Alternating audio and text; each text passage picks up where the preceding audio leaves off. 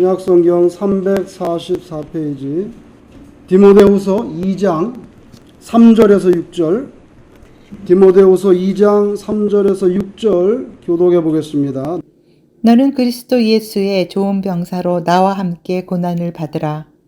병사로 복무하는 자는 자기 생활에 얽매이는 자가 하나도 없나니 이는 병사로 모집한 자를 기쁘게 하려 함이라. 경계하는 자가 법대로 경계하지 아니하면 승리자의 관을 얻지 못할 것이며 수고하는 농부가 곡식을 먼저 받는 것이 마땅하니라. 아멘. 바울이 자기의 그 순교를 예상하는 가운데 디모데에게 보낸 편지 가운데 디모데 목사님께 주신 권면의 한 부분입니다. 오늘 이 말씀을 가지고 생명과 진리라는 제목으로 하나님의 은혜를 나누고자 합니다. 생명과 진리, 너무나 익숙한 말이죠. 생명이라는 말도 너무 익숙하고 또 우리 기독교에서 진리라는 말씀 너무 익숙합니다. 그런데 이 생명과 진리가 우리에게 얼마나 큰 도전적인 그런 말인지 오늘 살펴보려고 합니다. 1936년 오래됐죠? 1936년 베를린에서 올림픽 제11회 올림픽이 있었는데 거기 마라톤의 우승자는 바로 한국 사람이었어요. 여러분 잘 아시는 송기정이죠. 근데 그때는 일제치하였기 때문에 우리나라가 주권을 빼앗겨서 일본의 지배를 받으니까 송기정 선수가 마라톤에서 금메달 따고 상 받으려고 금메달 받으려고 단상에 올라가다 보니까 가슴에 일본 그 태양 국기가 딱 여기 이렇게 있더라고요. 머리에는 사진에 보니까 월계관을 쓰고 그리고 가슴에는 꽃다발을 받은 게 아니라 한 1갤론짜리 정도 되는 부피의 화분을 들고 있어요. 화분이 아니 거기에는 뭐가 꽂혀 나무가 이렇게 꽂혀 있습니다.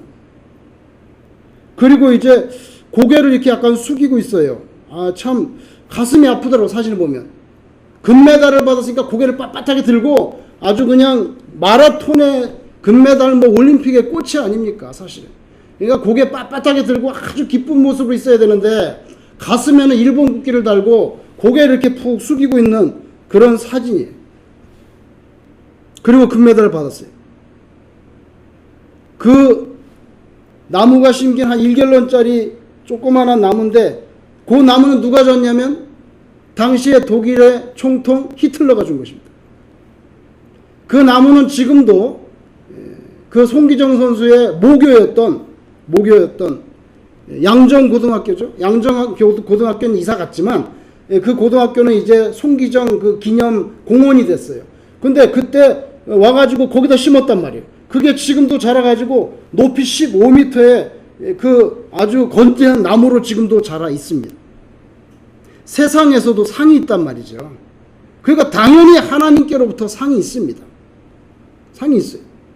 어떤 사람들은 우리가 나중에 죽고 나서 천당에 가가지고 천당까지 가서 무슨 또 거기서부터 1등, 2등 뭐 이런저런 차등의 상급이 있느냐. 그거 다 유치한 신앙, 너무 유치한 신앙입니다. 그렇게 폄하하지만 그렇게 말하는 사람은 제 생각에는 보통 누가 말하냐면 교수나 어떤 목사님들이에요. 이름을 밝힐 수는 없지만 뭘 천당까지 가가지고 뭐 거기 또 차등 상급이 있고 그런 유치한 신앙, 그런 신앙, 기복적인 신앙 하지 마라. 그런데 그렇게 폄하하는 그 사람들이야말로 아무 상을 받지 못할 거예요. 왜냐하면 성경에서는 초지일관 하나님께서 상을 주시겠다고 말하거든요. 하나님께서 상을 주신다는데 왜 자기가 자꾸 천당에는 그런 상 그런 거 없다고 왜 그렇게 말해? 그러니까 그런 사람은 상을 못 받지요. 성경에서는 하나님께서 주시는 상급 면류관 크라운에 대해서 확실하게 말씀해 주고 있거든요. 성경에는 주로 뭐라고 말하면 시들지 않는 면류관이라고 말해요. 시들지 않는 면류관. 왜 그런 줄 아세요? 그 시들지 않는 면류관이라고 하는 것은 올림픽 때 받는 월계관과 대조적인 개념으로 쓰는 거예요. 월계관은 보통 올리브 트리 그 가지로 이렇게 묶어가지고 하는데 그거는 막 일주일 지나면 다 시들어 버리거든. 예? 세상에서 올림픽 금메달 받아 그 월계관 받고 다 일주일이면 다 시들어버려. 하나님이 주시는 면류관 시들지 않는다. 그래서 성경에는 시들지 않는 면류관이라고 표현합니다. 히브리서 11장 6절에 믿음이 없이는 하나님을 기쁘시게 하지 못하나니 하나님께 나아가는 자는 반드시 그가 계신 것과 하나님이 살아있는 신이라는 것과 그가 자기를 찾는 자들에게 상 주시는 이심을 믿어야 할지니 하나님이 상 주시는 분이라는 걸 믿어야 된다는 거예요. 요한계시록 4장 4절 또 보좌에 둘러 24 보좌들이 있고 그 보좌들 위에 24 장로들이 흰옷을 입고 있는데 흰옷을 입고 머리에 금관을 쓰고 앉았다고 그랬어요. 금관. 하나님이 주신 멸관이에요. 야고보서 1장 12절 시험을 참는 자는 복이 있나니 이는 시련을 견뎌낸 자가 주께서 자기를 사랑하는 자들에게 약속하신 생명의 멸관을 얻을 것이기 때문이라. 베드로 뭐라고 말합니까? 베드로전서 5장 4절 목자장이 나타나실 때에 시들지 아니하는 영광의 관을 얻으리라. 생명의 멸관, 영광의 관, 금관. 오늘 본문에 예수 믿는 사람으로 산다는 건 어떤 거냐? 그건 군인 같은 거다. 군인이 자기 사적인 삶이 있어요? 없지. 군인은 누구를 기쁘게 해요? 군인은 자기 사령관, 그죠? 자기 커맨더를 기쁘게 하는 게 그게 군인이라는 거예요. 예수 믿는 사람은 군인 같은 사람이야. 예수 믿는 사람은 운동선수 같은 사람이야. 뭡니까? 운동선수는 룰을 지켜야 됩니다. 그리고 또 하나, 예수 믿는 사람은 농사 짓는 사람 같다는 거예요. 열심히 농사 지은 사람이 하비스트를 해가지고 열매를 가져가는 거지. 열심히 농사도 안 짓고 뭘 거들라고 그래. 예수 믿는 사람은 군인 같고, 한국에는 군대로 가면 훈련 받을 때 요만한 수첩 같은 걸 주는데 그거 다 애우라. 그게 뭔지 아세요? 군인의 길. 그거 애워야 돼. 여기 써붙여놨어요. 군인의 길. 군인은 뭐, 해갖고 다 애워야 돼. 그래갖고 이제 자대 배치를 받으면 거기 가면 자기 이제 소속된, 자기 그 스페셜라이즈 된 그 포지션 있잖아요. 그것도 자기가 뭘 해야 되는지 그거 달달 애워야 돼. 그 다음에 제일 중요한 거, 전쟁이 일어났을 때, 전쟁이 일어나면 너는 즉시 뭘 해야 되냐. 그래. 전투 임무 수칙이 있어요. 그거 애워야 돼. 가끔씩 물어봐. 야, 너 전투 임무 수칙 뭐야? 물어본다고요. 왜? 전쟁이 뭐 예고하고 일어나나? 자다가 벌떡 일어날 수도 있지. 그 전쟁이 일어나면 나는 어느 차를 타야 되지? 어느 트럭을 타고 어디로 가야 되는 거야? 나는 전쟁이 일어나면. 그 다 규정돼 있어요. 아주 깨알같이. 군인은 그렇게 사는 거죠. 경기에 참여하는 선수들은 반드시 룰대로 경기를 해야 되죠. 농사꾼도 심은 대로 거둔다는 최소한의 원칙이 있습니다. 심지도 않고 땀도 안 흘리고 뭘 거두려고 그래. 씨를 뿌리고 김 내주고 병충해 맞고 일일이 봉지 싸서 씌우고 복숭아 씌우고 추수철 되면 또 새들을 다 쫓아내고, 과일 떨어질까봐 마음이 조마조마하고. 디모데후서 4장 7절 8절 바울이 고백합니다. 죽기 전에 고백이죠. 나는 선한 싸움 싸우고 나의 달려갈 길을 마치고 믿음을 지켰으니 뭘 지키려고? 돈을 지켜야지. 뭘 지키려고? 내 자존심, 셀프 에스팀을 지켜야지. 뭘 지키려고? 나의 명예를 지켜야지. 아닙니다. 믿음을 지켰으니 이제 후로는 나를 위하여 의의 면류관, the crown of righteousness, 예비되었다. 자기 순교를 앞두고 바울이 고백한 얼마나 당당한 선언입니까? 나 믿음 지켰어. 하나님이 나에게 의의 멸관을 줄 거야. 얼마나 당당합니까? 자기 받을 상에 대해서 기대합니다. 신앙 없는 사람이 기대 안 하지. 왜? 하나님을 믿는지 안 믿는지 잘 모르고 자게 돼. 하나님이 계신지 안 계신지 모르는데 무슨 상을 기대하겠어요. 믿으니까 기대하는 거야. 얼마나 신나는 선언입니까?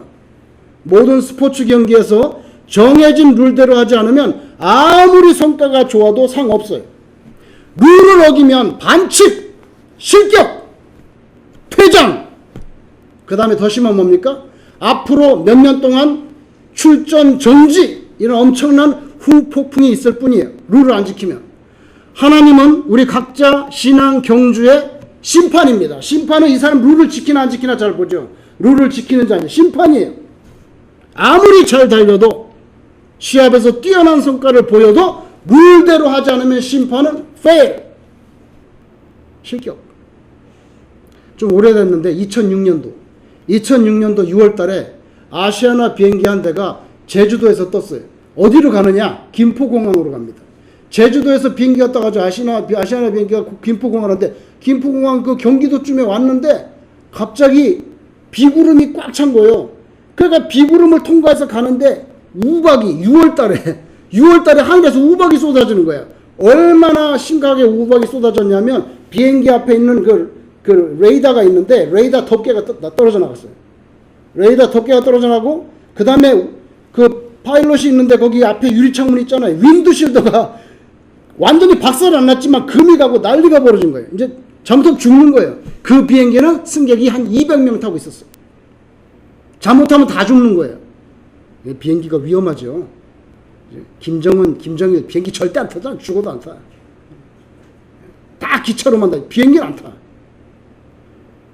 그런데 기장이 침착하게 자동 비행을 수동으로 다 바꾸고 침착하게 잘 해가지고 비행기를 무사히 착륙시켰어요. 그래가지고 한 명도 죽지 않고 아주 박수를 치고 난리가 났죠. 그래서 아시아나 항공에서 주는 상이 있는데 최고의 상이 웰던이에요. 상이 웰던상을 주려고 그렇게 준비하고 있었는데 한국의 건설교통부 산하에 항공안전본부라는 조직이 있어요. 항공안전본부가 이 사건에 대해서 조사를 시작했어요. 조사를 시작했더니 이 기장들이 안전수칙을 제대로 지키지 않아가지고 이런 위험한 지경에 빠졌다는 것을 밝혀낸 거예요. 그래서 상을 주기로 거 다 캔슬시켜버렸어요. 캔슬시킨 정도가 아니라 아시아나 항공 벌금 1억 원, 기장 3개월 정지, 부기장 1년 반 동안 1개월 반 동안 자격 증명 효력 정지 처분을 했어요. 운전 못한다는 거예요. 왜 그런지 아세요? 조사를 해보니까 그날 다른 비행기들은 천둥 번개가 너무 심하다는 걸 미리 다 알고 다 돌아갔대. 다 돌아가서 우박을 하나도 안 맞았는데 조사를 해보니까 요놈의 기장과 부기장은 무사 안일주의로 멍청하게 신경 안 쓰고 있다가 그냥 구름 속으로 들어가가지고 조사를 해보니까 다른 비행기들은 다 우회 비행을 했는데 혼자서 구름 속 뚫고 들어가가지고 하마터면 승객 200명 다 죽을 뻔한 위험천만한 비행이었다는 거죠. 다시 말하면 안전수칙이 있어요. 일기예보를 잘 보고 돌아가야 되는지 그걸 다 따져야 되는 게 있는데 그걸 안 따져가지고 대형 참사가 일어날 뻔했기 때문에 상은 무슨 상을 준다는 거예요. 잘못하면 다 죽을 뻔했는데 준징계를 내렸어요. 바로 이겁니다, 여러분. 처음에는 박수 치고 막 난리 났죠. 근데 안전 착륙 잘했어도 역사에 남을 영웅이 되는 게 아니라 처벌을 받는 거. 왜? 규칙대로 안 했잖아, 너는. 너 안전수칙 전혀 안 지켰지. 안일한 비행, 자동으로 틀어놓고, 정신 안 차리고. 이게 문제란 말이에요. 수칙을 제대로 지키느냐, 무시하느냐, 이거에 따라 생명이 죽고 사느냐가 갈려져 나가는 거예요. 근데 신앙의 세계도 똑같다는 거예요. 제가 여러분 오늘 말씀에 오늘 생명과 진리에 대해서 우리가 묵상한다 그랬죠. 여러분 삼위일체 하나님을 묘사할 때 성경에 생명의 하나님이라고 합니다. 생명의 하나님. 시편 42편 8절 다 제가 언급한 여러 군데 나와요. 생명의 하나님. 그 다음에 또 진리의 하나님이라고 말합니다. 진리의 하나님. 시편 32편 5절, 이사야 65장 16절 여러 군데 나와요. 그러니까 하나님은 생명의 하나님, 진리의 하나님. 가장 잘 요약하신 예수님은 요한복음 14장 6절 예수께서 이르시되 내가 곧 길이요, 그 다음 뭐요? 진리요, 생명이니 I am the way and the truth and the life 이렇게 말했단 말이에요. 거기에 truth와 life가 나온단 말이에요. 그러니까 하나님도 생명의 하나님, 진리의 하나님이라고 그러고 예수님도 나는 길이요, 진리요, 생명이라고 그러고 그러면 성령님은 어떻게 묘사되고 있느냐? 제가 예를 들어 볼게요. 홀리 스피릿은 어떻게 묘사가 되고 있냐면은 예를 들면은 요한복음 15장 26절에 보면 성령님을 가리켜서 뭐라냐면 진리의 영이라고 합니다. The Spirit of Truth. The Spirit of Truth. 그 다음에 예를 들면 로마서 8장 2절에 보면요, 성령님 뭐라면 The Spirit of Life 나와요. 예수님이 Truth and Life, 그러니까 Holy Spirit이 뭐야? The Spirit of Truth, The Spirit of Life. 너무 정확하게 나와요, 성경에. 그런데 제가 말씀드리려는 건 생명과 진리, Life and Truth. 그냥 막연하게 우린 너무나 많이 들었기 때문에 그 단어를, 그게 그거 같고 서로 비슷비슷한 것 같은데 생명이 진리고 진리가 생명이지. 따로따로 떼어놔봐도 이 두 개의 컨셉은 다 좋은 것 같아. 그냥 다 좋아. 생명 좋은 거고 진리 좋은 거고. 그런데 성경을 읽어보면 이 생명과 진리, Life and Truth는요, 사실은 굉장한 이 가운데 텐션이 있어요. 텐션이 있다. 긴장이 있어요. 뭔 긴장인데? 잘 보세요. 하나님은 생명의 하나님이시지만 진리대로 따라서 순종하는 자들에게만 그래요. 아시겠어요? 진리를 거스리는, 진리, 트루스에 대해서 어게인스트 하는 사람들에게는 생명의 하나님이 아니에요. 아닌 정도가 아니라 반대요. 사망이야. 죽음이야. 생명의 하나님이 아니라 멸망의 하나님이란 말이에요. 여러분, 생명의 하나님이라는 말이 생명을 주시는 하나님, 생명의 하나님이라는 말을 우리가 이해할 때 생명을 주시는 하나님으로 우리가 언더스탠 한다면, 진리에 따라서 살지 않는 인생에게는 반대로 죽음을 주시는 하나님이에요. 하나님의 생명이라는 거는요, 그것의 법칙, 진리 안에서만 죄인에게 생명이 되죠. 근데 그것을 벗어나면 생명되지 않아요. 하나님은 죄인에게 생명을 주시는 구원자인 동시에 그를 저주로 밀어넣는 심판자. 그건 똑같아요. 심판이 fail, 그럼 끝나는 거예요. 심판이 상을 주기도 하지만 너는 fail이야, 그러면 끝나는 거예요. 마찬가지예요. 생명의 하나님, 진리 하나님, 여기 텐션이 있어요. 이 말은 단지 하나님께서 인간의 생사 여탈권을 가진 주권자라는 그 이상입니다. 여러분, 하나님에 대해서 생명의 하나님, 진리 하나님, 이건 존재론적인 속성이에요. 하나님의 존재의 속성이라고. 하나님은 생명이기도 하지만 진리이기도 하단 말이에요. 근데 이 진리를 무시하는 자들에게는 이 생명이 커버하지 않아요. 생명의 원천이신 하나님을 만나는 사람들에게는 구원자가 되어주시고, 잘 들어보세요. 구원자가 되어주시고, 하나님을 떠난 사람들에게는 심판자가 되십니다. 예를 들면 시편 73편 28절, 하나님께 가까이함이 내게 복이라.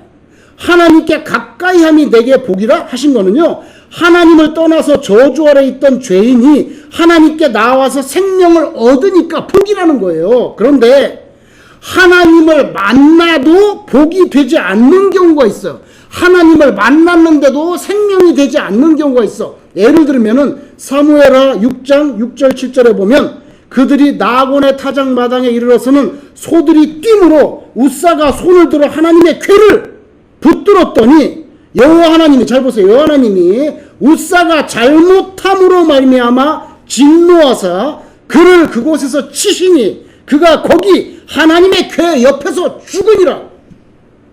이건 다윗이 하나님의 법궤를 예루살렘으로 이렇게 운반해 오는 중에 벌어진 비극이죠. 웃사가 하나님의 임재의 상징, 하나님 임재의 상징인 하나님의 법궤를 손을 대가지고 즉사했어요. 하나님의 법궤는 사람이 직접 손으로 만져서는 안 되고 반드시 하나님의 법궤 네 귀퉁이에 있는 4개의 링이 있는데 4개의 링에다가 2개의 발을 껴가지고 그 발을 프리스트들이 어깨에 매야만 되는데, 손을 대면 안 되는데, 그걸 여러 번 하나님께서 말씀하셨는데 손을 댔단 말이에요. 소들이 막 뛰니까 법궤가 떨어지고 손을 딱 대서 죽어버렸어. 여러분, 하나님이 거기다 발을 껴가지고 법궤 손대지 말고 발을 매라고 하는 것은 어떤 경우에도 하나님의 신성을 침범해서는 안 된다는 이 명제에 대한 상징성으로 손을 못 대게 하는 거예요. 그리고 이렇게 가르쳐 주신 이 법, 법궤를 운반할 때는 반드시 바알을 껴야 된다. 그걸 갖고 어깨에 메고 손은 대면 안 된다. 이렇게 말씀해 주신 이 법궤 운반 방법에 대해서는요, 요게 유일한 진리야.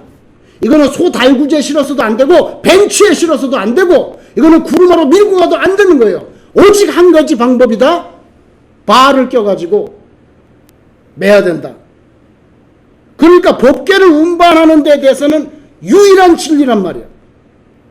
보통은 생명의 하나님을 못 만나가지고 멸망하는데 오히려 생명의 하나님을 접촉해가지고 죽임을 당했어요.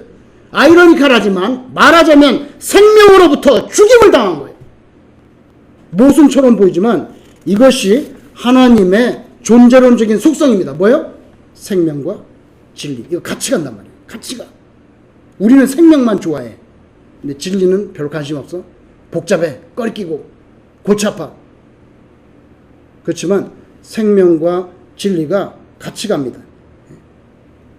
경기에 참여한 어떤 선수가 페일 당했어. 아, 왜 페일했죠? 너 이거 어겼잖아. 이 룰을 어겼어. 그랬더니 그런 룰이 있었어요? 너 그런 룰을 몰랐는데? 그러면 그것에 대해서 아무도 동정해 주지 않습니다. 룰에 대해서 무지한 것은 그 선수의 책임일 뿐이에요. 아, 그거 몰랐어? 아무도 동정해 주지 않아요. 그래서 기독교에서는 무지가 죄로 분류됩니다. 죄인이 진리를 거스리고 막무가내로 하나님께 돌진해. 생명의 하나님께 가려면 진리를 반드시 지켜야 되는데 진리를 밀치고 그냥 하나님께 돌진하는 거야. 우사처럼. 그냥 죽었어요. 로마서 9장 16절. 아, 바울은 위대해요. 뭐라고 말하는 줄 아세요? 로마서 9장 16절. 유대인을 가리켜서 하나님께로 다른 박질하다가 멸망한. 요한복음 8장 21절. 그리스도를 찾다가 죄 가운데서 죽을 것이다. 이게 다 뭡니까? 생명의 하나님으로 액세스하려고 하는데 트루스를 갖다가 무시하는 거예요. 이거 같이 가는 ontological attribute, 존재론적인 속성인데 이거 무시하고 가니까 죽어. 여러분, 비유합니다. 인간이 불이 없이 살 수 없죠. 불이 있어야 뭐 방도 따뜻하고 밥도 하잖아요. 불이 없이는 살 수 없지만 그렇다고 불 속으로 직접 뛰어 들어가면 죽는 것입니다. 하나님은 그런 분이란 말이에요. 그렇죠? 그래서 히브리서 12장 29절에 하나님은 소멸하는 불. 하나님은 어떤 사람에게는요, 죄를 태우는 생명의 불이지만 어떤 사람에게는요, 그 자신을 태우는 심판의 불이 되기도 합니다. 그래서 예수 안 믿는 사람은 뭐 관심도 없고 아무런 흥미가 없겠지만 진짜 예수님을 믿는 사람은요, 정신 바짝 차려야 돼. 이렇게 간단하지 않아요. 그냥 교회 한번 나가서 주일날 또 앉아서 그냥 눈 감았다 떴다 하고 그거 좋지 않아요. 하나님 앞에서. 하나님이 그렇게 대접받을 분이 아니에요. 그런 대접을 받을 분이 아니거든요. 기억하셔야 돼요. 하나님의 궤를 붙잡았다가 즉사했던 우사를 생각해 보세요. 그 사람 정말 죽을 죄를 졌나요? 예? 아니, 소가 법궤식 가다가 소가 막 뛰니까 이게 떨어지려고 하는데 누가 안 잡겠어요? 우리들 거기서 다 잡았을 거예요. 우리 다 잡았을 거예요. 그런데 그 사람 잘못한 거는 법궤 떨어지려고 하는 거 잡은 거밖에 없어. 이 죄밖에 없는데 근데 죽었어. Why? 소 수레에 실은 것 자체가 벌써 페일했거든요. 우사로서는 억울할지 모르지만 난 그런 룰을 몰랐는데 아까 말씀드렸잖아.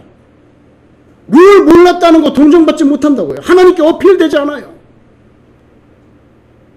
그러니 우리 신앙생활이 얼마나 정신을 차려야 되느냐 이 말이에요. 나는 열심을 다하고 최선을 다해서 주님을 섬기고 있는데 하나님은 난 너하고 관계가 없어. 생명의 하나님인 동시에 진리의 하나님이라는 이 말 무서운 말입니다. 나는 길이요 진리요 생명. 무서운 말씀이라고요. 여러분, 진리라는 것은요, 트루스라는 것은 어떤 경우에도 분명히 인간적인 열심, 인간적인 그런 그런 경건보다 진리가 앞서. 진리가 먼저라고. 여러분, 예루살렘으로 법궤 올려는 다윗의 열심이 얼마나 심했어요. 찬양대로 뽑은 사람만 3만 명이야. 그 사람의 경건과 그 사람의 열심을 보라고요. 근데 하나님께서 그런 거에 안 넘어가요. 하나님이 우리의 진심, 우리의 열심, 인간적인 경건, 이거 다 물리치고 앞세우는 게 뭐냐면 진리야. 내 방법대로 해라는 거예요. 왜? 나는 신이잖아. 하나님은 신이잖아. 하나님 인간이에요? 어디다 대고 자꾸 하나님한테 들이미는 거예요. 그럴 거거든. 그래서 나는 그런 진리에 대해서 미처 몰랐는데요. 그 무지함에 대한 변론은요, 하나님 앞에서 전혀 어필이 안 된다는 거, 이게 불편한 진실이란 말이에요. 부인할 수가 없어요. 그러니까 우리가 성경을 읽어야 되는 거예요. 알아야 되죠.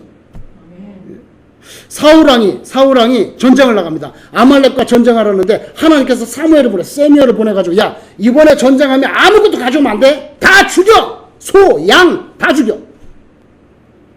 전쟁을 이기고 나니까 막 소, 양이 너무 많은 거야. 이 아까운 거를 다 끌고 왔어. 다 죽이라 그랬는데 다 끌고 왔어. 하나님께서 다 죽이라고 명령을 했는데 그 살찐 짐승들 아까워가지고 다 꼬불쳐 뒀다가 하나님의 진노를 받죠. 이거 다 똑같은 거예요. 사울왕의 행동도요, 상식적으로 생각해 보세요. 우사가 법궤 잡은 거나 그 소양 데리고 먹을 테다네. 그럼 당연히 그 목숨 나가고 전쟁했는데 소양 그거 잡아와야지. 인간적으로 생각하면 합리적이고 굉장히 경제적이고 하나도 문제될 거 없어요. 그런데 진리라는 면에서는 하나님 앞에 큰 악이 되는 거예요. 왜?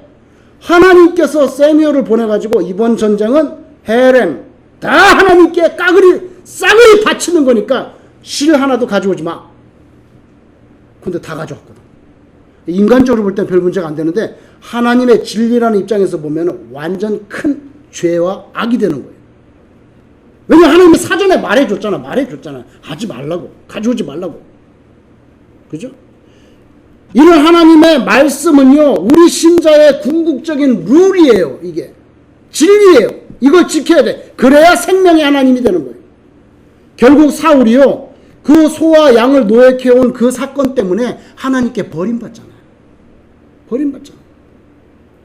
하나님을 향한 인간적인 열심과 경건이 다윗도 그랬고 우사도 그랬고, 아무리 내가 진심인데요, 근데 진심으로 하나님을 사랑해서 이렇게 하는 겁니다.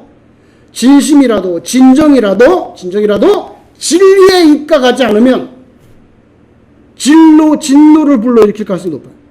이단들의 종교적인 열심 우리보다 훨씬 셉니다. 그죠? 여호와의 증인 물을 확 갖다 뻗어 그 다음날 또 옵니다. 그죠? 열심 대단합니다. 설사 어떤 사람이 이단에 빠져가지고 자기는 진심이라고, 이단인데 진심으로 그 이단을 위해서 자기의 목숨까지도 희생한다 해도 하나님 앞에서 어필이 안 된다고. 왜? 진리가 아니기 때문에. 예수님을 배척했죠? 예수님이 팔스틴 땅에 와서 예수님 배척하고 예수님이 십자가로 내몰아서 죽였던 주들, 그 유대인들에 대한 바울의 결정적인 직격탄. 로마서 10장 2절. 뭐는 줄? 바울은 무서운 사람이에요. 자기도 유대인이잖아. 근데 로마서 10장 2절에 유대인들이에요. 그들이 하나님께 열심히 있으나 올바른 지식을 따른 것이 아니니라. 이거 나오죠. They are zealous for God, but their zeal is not based on knowledge. 정확한 트루스에 기초하지 않은 그런 패션만 센데 그거 다 꽝이라는 거예요. 왜? 자기가 그렇게 살았던 사람이거든. 자기가 바리새인이었잖아요. 자기가 그렇게 살았잖아요. 근데 예수 믿고 보니까 그게 아니거든. 진리가 아니었어요. 하나님이 여러분 우리에게 심판자가 아니라 구원자가 되게 하시려면 어떻게 해야 되겠습니까? 하나님이 우리에게 God of Life가 돼야지 God of Death가 되면 어떻게 되겠어요? 안 되지요. 어떻게 해야 되겠냐?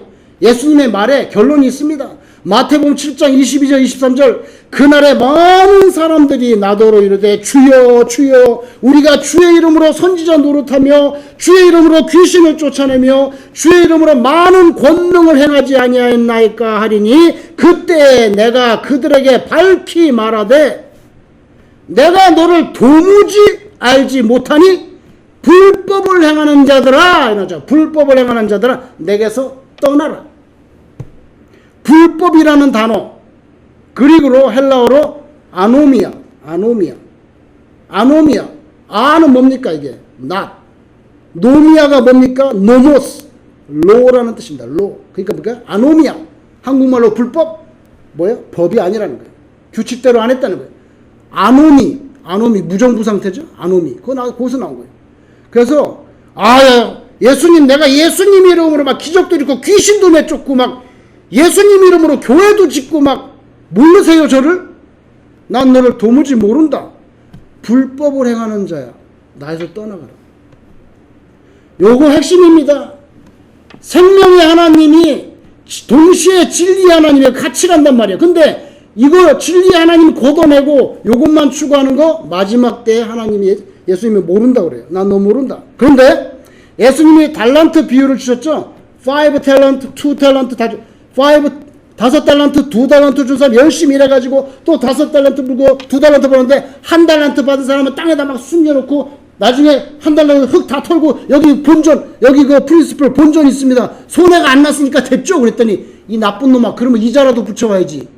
이렇게 말한 거고요. 주인이 그때 5달란트 받은 자와 2달란트 받은 자에게 주인이 뭐라고 말했어? 착하고 충성된 종아. 여기 착하다는 것은 도덕적으로 모랄리 깨끗하다는 게 아니에요. 이게 에티컬 이슈가 아니에요. 착하고 뭐예요? 주인의 의도대로 살았다는 거예요. 주인이 원하는 대로 살았다는 거예요. 그게 착한 거예요. 그래서 착하고 충성되는 칭찬을 받았잖아요. 하나님이 우리에게 주시는 룰, 그 진리를 따라서 행하지 않는 사람은 아무리 주를 위해 헌신하고 교회를 위해서 헌신하고 뭐 빗자루 들고 청소하고 내가 무슨 화장실 청소도 하고 밥도 하고 설교도 하고 뭐 많이 해도 룰대로 안 하면 불법을 행하는 자들아 떠나라. 근데 룰대로 행하면 뭐야? 착하고 충성된 종. 그래서 여러분 생명과 진리 Life and Truth가 우리 마음에 확실하게 이게 각인이 돼 있어야 돼요. 진리대로 사는 사람들 착하고 충성된 신자. 그러므로 성경에서 가르쳐주는 진짜 신앙은 뭐냐는 거예요. 성경에서 말하는 참 신앙은 뭐냐? 진짜 신앙이라는 것은 sincerity. 내가 진심으로 하나님 이렇게 사랑해서 했는데요. 나 정말 순수한 패션을 가지고 했는데요. 그 sincerity가 아니라 진심이 아니고 진리. 그죠? 성경에서 말하는 진짜 신앙이라는 것은 하나님 제가 진심하는 건 아는데 근데 룰을 안 지켜. 내가 그 발을 껴서 하라 그랬잖아. 발을 끼라 그랬는데 소달구지에다 실어? 대감행차도 말이야. 종들이 이렇게 어깨에다 가마를 메고 가는데 나를 소 뒤에다 싣고 끌고 가냐? 이런 거거든요. 다 뜻이 있거든요. 그렇죠? 그래서 성경에서 가르쳐주는 진짜 신앙은 뭐냐? 나 진심, 당신 진심 관계없어. 그건 당신 생각이고 하나님의 투수대로 했냐 이거예요. 그래서 진심이 아니라 진리. 진리. 아무리 그 사람의 말과 그 사람의 움직임이 자기 딴에는 진심이고 진정이라고 해도 하나님의 진리, 그 신앙의 법을 따르지 않는 거는요 하나님께 크레딧이 되지 않아요. 말짱 꽝이에요. 우리는요 이왕 우리가 예수 믿는다고 신자로 교회를 다니고 이렇게 하잖아요. 그러면 이왕 다니는데 하나님께 점수 따는 삶을 살아야지. 송기정 선수도 상을 받는데 하나님이 히틀러보다 못해? 왜 상이 없다고 그래? 하나님이 상을 주신다고 끝없이 말씀하잖아요. 이왕이면 교회를 다니고 신앙생활해도 하나님께 점수 따는 삶을 살아야 되지요. 진심에는요 사람들의 호응이 따를 수는 있겠지만 진심에는 사람들의 호응이 따를 수 있겠지만 진리에는요 성령의 보증이 따릅니다. 어느 쪽 택하실래요 여러분? 그냥 여기 있는 동안에 좀 인기나 좀 받고 좀 명예나 지키다가 아, 나 진심이라 그러니까 사람들이 따라. No. 진심은 사람들의 호응이 있을지 모르지만 진리는 성령의 개런티가 있다고. 어느 쪽을 사시겠어요? 큰 물질, 부귀, 명예, 인기, 레퓨테이션. 이건 잘해야 내가 그레이브로 무덤에 들어가는 곳에서 끝나는 거예요. 나 굉장히 좋은 레퓨테이션 받았어 이번에. 근데 어디까지? 내가 무덤에 들어가기 전까지만 이펙티브해. 들어가면 끝. 아무도 생각해 주지 않아. 그렇지만 성령의 보증은 성령께서 워런티 하시고 개런티 하시는 것은 우리가 들어가는 하나님의 나라, 하나님의 나라 천국까지 이어지잖아요. 하나님은 분명히 생명의 하나님이십니다. 그러나 그 하나님이 우리에게, 내 자신에게 진짜 영원한 참 생명을 주시는 구원자가 되시려면 우리는 그 하나님이 진리의 하나님이시고 우리가 먼저 그 진리에 순종하고 진리를 따라서 살아갈 때에 비로소 생명의 하나님이 되시는 줄로 믿습니다. 생명과 진리, 이 두 가지 여러분 확실하게 붙잡아서 교회를 다녀도, 이왕 다니는 거니까 안 다니는 거 모르지만 교회를 다녀도 제대로 된 교인, 진짜 신자가 돼서 매일매일 신앙이 이렇게 조금씩 점점점 성숙하게 자라나는 그런 신앙이 되시기를 주의 이름으로 축원합니다. 기도하겠습니다.